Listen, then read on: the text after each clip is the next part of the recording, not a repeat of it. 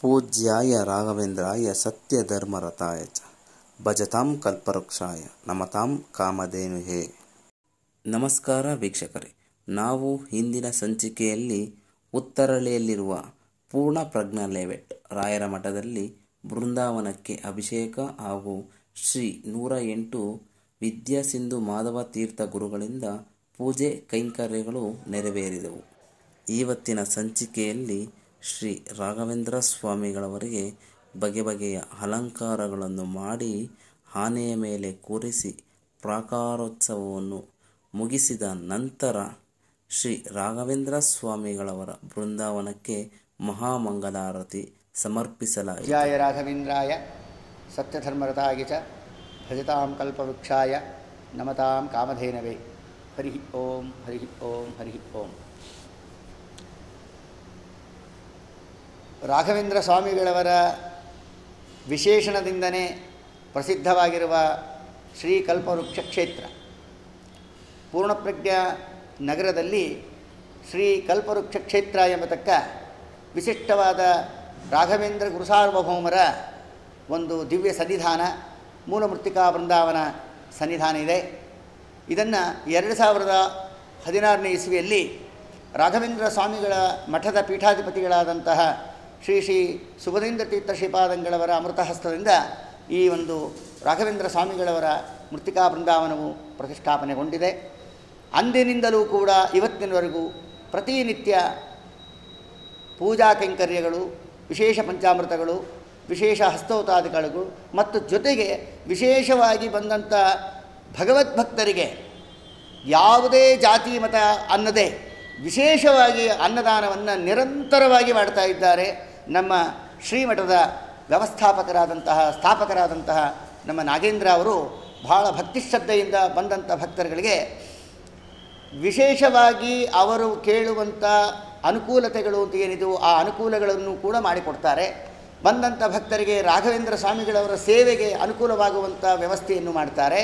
ಬಂದಂಥವರಿಗೆ ವಿಶೇಷ ಅನ್ನದಾನವನ್ನು ಸಹಸ್ರಾರು ಸಂಖ್ಯೆಯಲ್ಲಿ ಪ್ರತಿ ಗುರುವಾರ ಸಹಸ್ರಾರು ಸಂಖ್ಯೆಯಲ್ಲಿ ಅನ್ನದಾನವನ್ನು ವಿಶೇಷವಾಗಿ ಮಾಡ್ತಾರೆ. ರಾಘವೇಂದ್ರ ಸ್ವಾಮಿಗಳವರು ನಮ್ಮ ನಾಗೇಂದ್ರವರಲ್ಲಿ ಕೂತುಕೊಂಡು ವಿಶೇಷವಾಗಿ ಇಂಥ ಕಾರ್ಯವನ್ನು ಪರಮಾತ್ಮ ಮಾಡಿಸ್ತಾ ಇದ್ದಾನೆ. ಆದ ಕಾರಣ ಇಂಥ ಕಲ್ಪವೃಕ್ಷ ಕ್ಷೇತ್ರಕ್ಕೆ ಎಲ್ಲ ಸಕಲ ಸದ್ಭಕ್ತರೂ ಕೂಡ ಈ ಶ್ರೀಮಠಕ್ಕೆ ಆಗಮಿಸಿ ರಾಘವೇಂದ್ರ ಸ್ವಾಮಿಗಳವರ ಬೃಂದಾವನ ಸನ್ನಿಧಾನಕ್ಕೆ ಆಗಮಿಸಿ ಆ ರಾಘವೇಂದ್ರ ಸ್ವಾಮಿಗಳವರ ದರ್ಶನವನ್ನು ಮಾಡಿ ತೀರ್ಥ ಪ್ರಸಾದಗಳನ್ನು ಸ್ವೀಕರಿಸಿ ರಾಘವೇಂದ್ರ ಸ್ವಾಮಿಗಳವರ ಅನುಗ್ರಹಕ್ಕೆ ಪಾತ್ರರಾಗಿ ಮತ್ತು ಹೆಚ್ಚು ಮಠ ನಿಮ್ಮದೇ, ನೀವೆಲ್ಲ ಬಂದು ಈ ಮಠವನ್ನು ಬೆಳೆಸಿ ತನುಮನಧನದಿಂದ ಈ ಮಠವನ್ನು ವಿಶೇಷವಾಗಿ ಬೆಳೆಸುವಂತೆ ಭಗವಂತ ನಿಮಗೆ ಪ್ರೇರೇಪಿಸಲಿ ಅಂತ ನಾವು ಪ್ರಾರ್ಥನೆ ಮಾಡ್ತೀವಿ.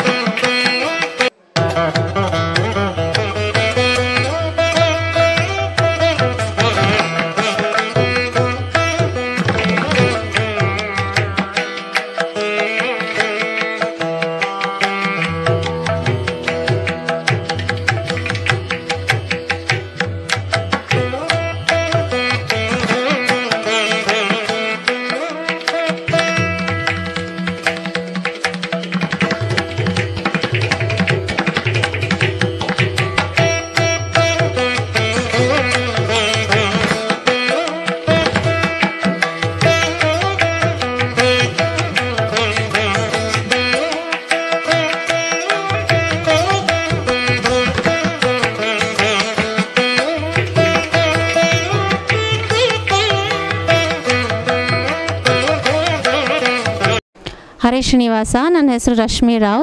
ಮಠ ಇಲ್ಲಿ ಒಂದು 7-8 ವರ್ಷದಿಂದ ಓಪನ್ ಆದಾಗಲಿಂದನೂ ನಾವು ನಿರಂತರ ಬರ್ತಾನೆ ಇದ್ದೀವಿ. ನಾವು ಮುಂಚೆ ಈ ಲೊಕ್ಯಾಲಿಟಿಗೆ ಬಂದಾಗ ನಿಜವಾಗ್ಲೂ ಒಂಥರ ಏನೋ ಒಂದು ಮಿಸ್ಸಿಂಗ್ ಅಂತ ಅನ್ನಿಸ್ತಾ ಇತ್ತು. ಈ ಮಠ ಸ್ಥಾಪನೆ ಆದಮೇಲಂತೂ ಈ ಪೂರ್ಣಪ್ರಜ್ಞ ನಗರಕ್ಕೇ ಒಂದು ಮೆರುಗು ತಂದಂಗಾಗಿದೆ. ಇಲ್ಲಿ ಭಕ್ತಾದಿಗಳಂತೂ ದಿನಕ್ಕೂ ಹೆಚ್ಚುತ್ತಾನೆ ಇದ್ದಾರೆ. ಯಾಕೆಂದರೆ ನಮ್ಮ ರಾಯರ್ ಇಲ್ಲಿರೋದು, ಇಲ್ಲಿ ರಾಯರ್ ಅಲ್ಲದೇ ಪ್ರಾಣದೇವರಿದ್ದಾರೆ, ಶ್ರೀನಿವಾಸ ದೇವರಿದ್ದಾರೆ, ಅನ್ನಪೂರ್ಣೇಶ್ವರಿ ದೇವಿ, ನವಗ್ರಹ, ಗಣಪತಿ, ನಾವೆಲ್ಲೂ ಹೋಗೋದೇ ಬೇಡ, ನಮಗೆಲ್ಲ ದೇವರು ಇಲ್ಲೇ ಸಿಕ್ಬಿಡ್ತಾರೆ. ನಿರಂತರ ಇಲ್ಲಿ ಹಲವಾರು ಸೇವೆಗಳನ್ನ ಮಾಡೋಕ್ಕೆ ಒಂದು ಅವಕಾಶ ಕೊಡ್ತಾರೆ. ಮಠದ ಮ್ಯಾನೇಜ್ಮೆಂಟ್ ಇರ್ಬೋದು, ಅಷ್ಟೇ ಎಲ್ಲ ಸ್ಟಾಫ್ ಕೂಡ ತುಂಬಾ ಕೋಆಪ್ರೇಟಿವ್ ಆಗಿದ್ದಾರೆ. ಸೊ ನಮಗಿದು ಒಂಥರ ಸೆಕೆಂಡ್ ಹೋಮ್ ಅಂತ ಹೇಳಿದ್ರೆ ತಪ್ಪಾಗಲ್ಲ. ಆ ರೀತಿ ನಮಗೆ ಒಂದು ಆತ್ಮೀಯತೆ ನಮ್ಮ ಭಕ್ತಿ ಅಲ್ಲದೇ ಒಂದು ಆತ್ಮೀಯತೆ ಕೂಡ ಇಲ್ಲಿ ಬೆಳೆದ್ಬಿಟ್ಟಿದೆ. ಸೊ ಅದಲ್ಲೇ ಇನ್ನೊಂದು ವಿಷಯ ಏನು ನಾನು ತುಂಬ ಹೆಮ್ಮೆ ಪಡ್ತೀನಿ, ನಾನು ಯಾವಾಗಲೂ ಇದು ನಮ್ಮ ಮಠ ಅಂತಲೇ ನಾನು ಹೇಳ್ಕೊಳ್ಳೋಕೆ ಇಷ್ಟಪಡೋದು. ಸೊ ಈ ನಮ್ಮ ಮಠದಲ್ಲಿ ಏನು ಒಂದು ಯಾವಾಗಲೂ ನಡೆಯುತ್ತೆ ಅಂದರೆ ಅದು ಎಲ್ಲರಿಗೂ ತಿಳಿದಿರೋ ವಿಷಯ, ನಿರಂತರ ಅನ್ನದಾನ ಸೇವೆ. ನಾನು ಇಲ್ಲಿ ಒಬ್ಬ ಭಕ್ತಾದಿ, ಹಾಗೆ ನನ್ನ ಇಡೀ ಫ್ಯಾಮ್ಲಿ ಕೂಡ ಇಲ್ಲಿ ಬರ್ತಾನೆ ಇರ್ತೀವಿ. ಇದಲ್ಲದೆ ಎಷ್ಟೊಂದು ಕಲಾವಿದರಿಗೆ ಇಲ್ಲಿ ಒಂದು ವೇದಿಕೆ ಕಲ್ಪಿಸಿ ಕೊಟ್ಟಿದ್ದಾರೆ. ಯಾಕೆಂದರೆ ರಾಯರು ಎಂಥ ಒಂದು ವೀಣಾವಾದಕರು ಅನ್ನೋದು ಎಲ್ಲರಿಗೂ ಗೊತ್ತು, ಸರಸ್ವತಿ ಪುತ್ರರು ಅವರು. ಸೊ ಇಲ್ಲಿ ಅನ್ನದಾನ ಹೇಗೆ ಅನ್ನಪೂರ್ಣೇಶ್ವರಿ ಇಲ್ಲೇ ಇದ್ದಾಳೆ, ಅದೇ ರೀತಿ ಒಂದು ಕಲಾವಿದರಿಗೆ ಕೂಡ ನಮ್ಮ ರಾಯರು ಇಲ್ಲಿ ತಮ್ಮ ಒಂದು ಅನುಗ್ರಹದೊಂದಿಗೆ ಇಲ್ಲಿ ಕಲಾವಿದರನ್ನು ತುಂಬ ಪೋಷಿಸಿದ್ದಾರೆ ಅನ್ನೋದು ಹೇಳೋದು ತಪ್ಪಾಗಲ್ಲ. ಯಾಕೆಂದರೆ ಇಲ್ಲಿ ಹಲವಾರು ರೀತಿಯಲ್ಲಿ ವಿಭಿನ್ನ ರೀತಿಯಲ್ಲಿ ಕಾರ್ಯಕ್ರಮಗಳನ್ನ ಹಮ್ಕೊತಾನೆ ಇರ್ತಾರೆ. ಎಷ್ಟೊಂದು ಕಲಾವಿದರಿಗೆ ಒಂದು ವೇದಿಕೆ ಕೊಟ್ಟಿದ್ದಾರೆ. ಹಾಗೆ ಇಲ್ಲಿ ಯಾವ ಜಾತಿ ಮತ ಭೇದ ಇಲ್ಲದೇ ನಮ್ಮ ರಾಯರು ಹೇಗೆ ಈ ಕಲಿಯುಗದ ಕಾಮಧೇನು, ಹಾಗೆ ಇಲ್ಲಿ ನಮ್ಮ ಈ ಪೂರ್ಣಪ್ರಜ್ಞ ನಗರದ ಈ ರಾಯರ ಮಠ ಅಷ್ಟೇ ಒಂದು ಎಲ್ಲ ಜನಗಳಲ್ಲಿ, ಎಲ್ಲರ ಮನೆಗಳಲ್ಲಿ ಒಂದು ಅವದೇ ಆದಂಥ ಒಂದು ನೆಲ ಮಾಡ್ಕೊಂಡಿದ್ದಾರೆ ಅಂತ ನಾನು ಹೇಳಲಿಕ್ಕೆ ಇಷ್ಟಪಡ್ತೀನಿ. ಯಾರಿಗೆ ತಾನೇ ಕಷ್ಟ ಇಲ್ಲ, ಎಲ್ಲರಿಗೂ ಕಷ್ಟ ಅನ್ನೋದು ಇದ್ದೇ ಇರುತ್ತೆ ಮನುಷ್ಯಂಗೆ. ಆದರೆ ಇಲ್ಲಿ ಬಂದಂಥ ಯಾರೇ ಇರ್ಬೋದು, ಅವ್ರದ್ದು ಏನೇ ಒಂದು ಸಮಸ್ಯೆ ಇರ್ಬೋದು, ಭಕ್ತಿಯಿಂದ ನಮ್ಮ ರಾಯರನ್ನ ಬೇಡ್ಕೊಂಡ್ರೆ ಅವ್ರಿಗೆ ಖಂಡಿತ ಒಂದು ಸಮಸ್ಯೆಗೆ ಪರಿಹಾರ ಸಿಗುತ್ತೆ ಅನ್ನೋದು ಒಂದು ದೃಢ ನಂಬಿಕೆ ಒಂದಿಗೆ. ಯಾಕೆಂದರೆ ನಾನು ಬೇರೆಯವ್ರ ಮಾತು ಕೇಳಿ ಹೇಳ್ತಾ ಇಲ್ಲ, ಇದು ನನ್ನ ಸ್ವಂತ ಒಂದು ಅನುಭವದಿಂದ ಈ ಮಾತು ಹೇಳ್ತಾ ಇರೋದು. ಸೊ ಅವ್ರಿಗೆ ಖಂಡಿತ ಒಂದು ಪರಿಹಾರ, ಒಂದು ಮನಸ್ಸಿನ ನೆಮ್ಮದಿ. ಯಾಕೆಂದರೆ ಈಗ ಇರೋ ಒಂದು ಲೈಫ್ ಸ್ಟೈಲ್ನಲ್ಲಿ ನಾವೆಲ್ಲರೂ ಒಂದು ಇಷ್ಟಪಡೋದಂದರೆ ಮನಸ್ಸಿನ ನೆಮ್ಮದಿ, ಒಳ್ಳೆ ಆರೋಗ್ಯ. ಯಾಕೆಂದರೆ ಮುಂಚೆ ಎಲ್ಲರೂ ಹಣ ಅಂತ ಮೋಸ್ಟ್ಲಿ ಎಕ್ಸ್ಪೆಕ್ಟ್ ಮಾಡ್ತಾರೆ. ಇವಾಗೆಲ್ಲ ಕಾಲ ಹೋಗಿದೆ, ಒಳ್ಳೆ ಆಯುಷ್ ಕೊಟ್ಟು ದೇವ್ರು ನಮ್ಗೆ ಕಾಪಾಡಲಿ ಅನ್ನೋ ಥರ ಆಗಿಬಿಟ್ಟಿದೆ. ಅದಕ್ಕೆ ಯಾವತ್ತೂ ಓವರಾಲ್ ಒಂದು ಮನುಷ್ಯನಿಗೆ ಯಾವ ರೀತಿ ಒಂದು ಅವನು ನೆಮ್ಮದಿಯಾಗಿರ್ಬೋದು ಅನ್ನೋದು ಖಂಡಿತ ಸಿಗುತ್ತೆ. ಈಗ ಯಾರೇ ನಾನು ಎಷ್ಟೊಂದು ಕಾರ್ಯಕ್ರಮವನ್ನು ಇಲ್ಲಿ ಹಮ್ಮಿಕೊಂಡಿದ್ದೀನಿ, ಅವಾಗೆಲ್ಲ ಹೊಸಬ್ರು ಬಂದವರೆಲ್ಲ ಎಂಥ ಒಂದು ಒಳ್ಳೆ ವೈಬ್ ಇದೆ, ಒಂದು ವೈಬ್ರೇಷನ್ ಇದೆ ಈ ಮಠದಲ್ಲಿ ಅಂತ ಹೇಳಿರೋರೇ ಹೆಚ್ಚು. ಸೊ ಆ ಒಂದು ಕಾನ್ಫಿಡೆನ್ಸಿಂದ ನಾನು ಈ ಮಾತು ಹೇಳೋಕ್ಕೆ ಇಷ್ಟಪಡ್ತೀನಿ. ಖಂಡಿತವಾಗ್ಲೂ ಬನ್ನಿ, ನೀವು ಬನ್ನಿ, ನಿಮ್ಮ ಫ್ರೆಂಡ್ಸ್ನೂ ಕರ್ಕೊಂಡು ಬನ್ನಿ, ಫ್ಯಾಮ್ಲಿನೂ ಕರ್ಕೊಂಡು ಬನ್ನಿ. ಖಂಡಿತ ನೀವು ಯಾರೂ ಡಿಸಪಾಯಿಂಟ್ ಆಗಲ್ಲ ಅನ್ನೋದೊಂದು ನಂಬಿಕೆ ಒಂದು ಖಂಡಿತ ಇದೆ.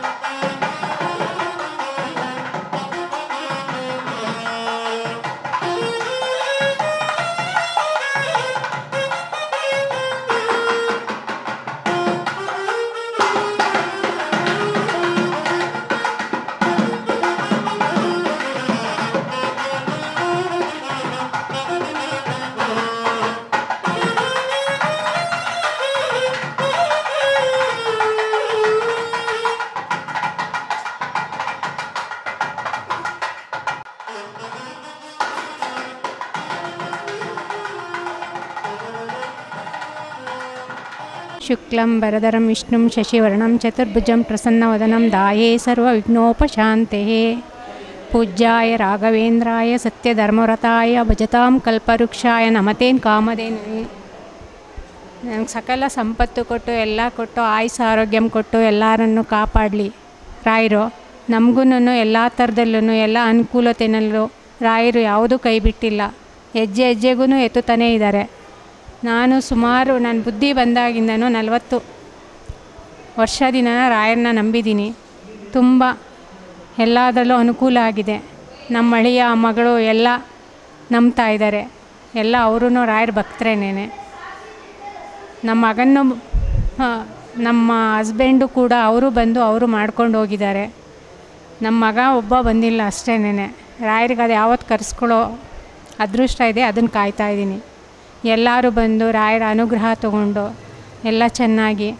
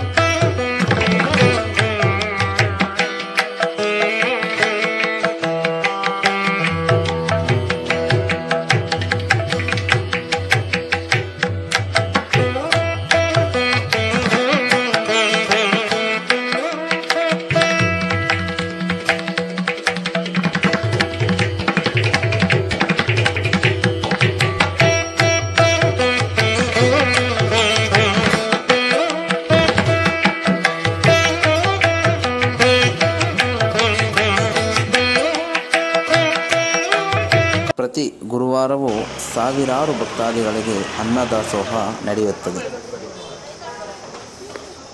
ವೀಕ್ಷಕರೇ, ಮತ್ತೊಂದು ರಾಯರ ಮಠದೊಂದಿಗೆ ನಾವು ನಿಮ್ಮ ಮುಂದೆ ಬರಲಿದ್ದೇವೆ. ನಿಮ್ಮ ಪ್ರೋತ್ಸಾಹ, ಬೆಂಬಲ ರಾಯರ ಬೆಳಕು ಟಿವಿಯ ಮೇಲೆ ಸದಾ ಹೀಗೆ ಇರಲಿ. ಇನ್ನು ಯಾರೆಲ್ಲ ಸಬ್ಸ್ಕ್ರೈಬ್ ಮಾಡಿಲ್ಲವೋ ಅವರೆಲ್ಲರೂ ಸಬ್ಸ್ಕ್ರೈಬ್ ಮಾಡಿಕೊಳ್ಳಿ, ಬೆಂಬಲಿಸಿ.